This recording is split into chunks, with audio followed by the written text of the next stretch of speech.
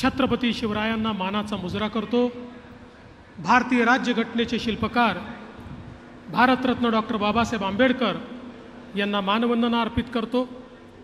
खऱ्या अर्थानं महाराष्ट्राचे लोकनेते म्हणून उभा महाराष्ट्र ज्यांना ओळखतो ते आमचे नेते स्वर्गीय गोपीनाथरावजी मुंडे साहेब यांना मानवंदना अर्पित करतो।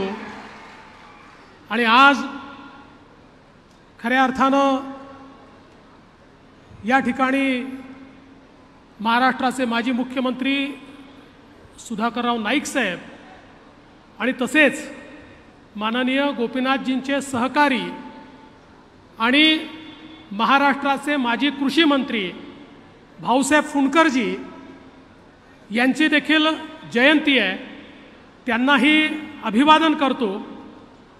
आणि अर्थातच श्रावणाच्या निमित्ताने वैद्यनाथाच्या चरणी आपल्या सर्वांकरता आशीर्वाद मागतो। आज या दिमाखदार सोहळ्यामध्ये मंचावर उपस्थित महाराष्ट्राचे लोकप्रिय मुख्यमंत्री माननीय एकनाथराव शिंदेजी उभ्या देशामध्ये ज्यांनी मुख्यमंत्री म्हणून आणि आता भारताचे कृषी मंत्री म्हणून सामान्य शेतकऱ्याच्या हृदयामध्ये जागा मिळवली ते शिवराज सिंग चौहान साहेब, रोखोक असे अजितदादा पवार आणि ज्यांनी हा दिमागदार सोहळा या ठिकाणी आयोजित केला। खऱ्या अर्थानं कृषी मंत्री म्हणून ज्यांनी अतिशय कमी वेळामध्ये आपल्या कामाची चुणूक उभ्या महाराष्ट्राला दाखवली ते महाराष्ट्राचे कृषी मंत्री धनंजय मुंडेजी। तद्वतच या ठिकाणी मंचावर उपस्थित असलेल्या महाराष्ट्राची रणरागिणी आमच्या पंकजाताई मुंडे, पाशा पटेलजी बांबू फेम,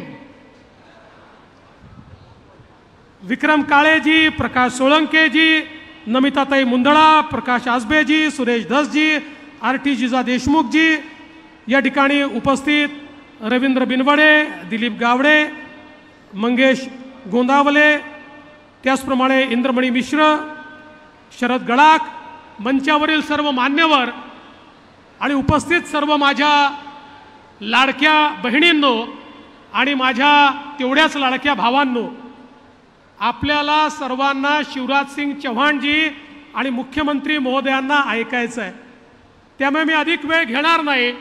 पण धनंजय मुंडेजी, मी तुमचं मनापासून अभिनंदन करतो की तुम्ही एक अतिशय सुंदर आणि भव्य अशा प्रकारचं कृषी प्रदर्शन या ठिकाणी आयोजित केलं आणि कृषी क्षेत्रामध्ये होणारी क्रांती बीड जिल्ह्याच्या आणि मराठवाड्यातल्या शेवटच्या शेतकऱ्यापर्यंत पोचली पाहिजे, ही तुमची तळमळ या आपल्या कार्यक्रमाच्या माध्यमातून आम्हाला दिसते आहे।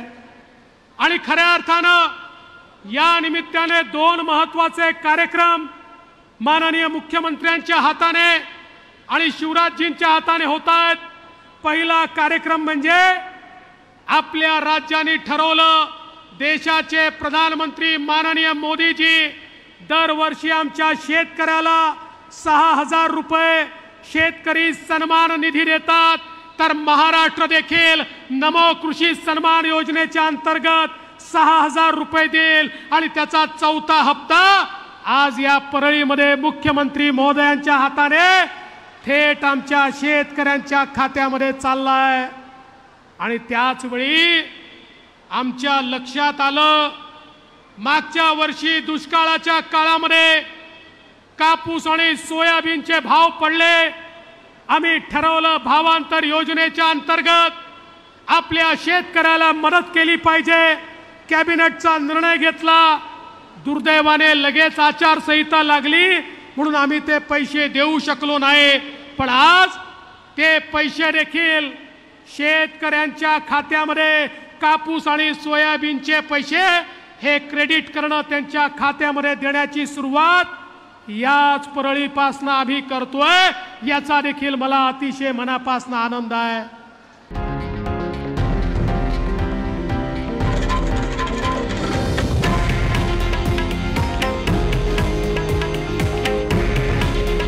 हे आहे देशातील नंबर 1 न्यूज नेटवर्क आणि आपण पाहत आहात TV9 मराठी. काळजी तुमची, हित महाराष्ट्राचं.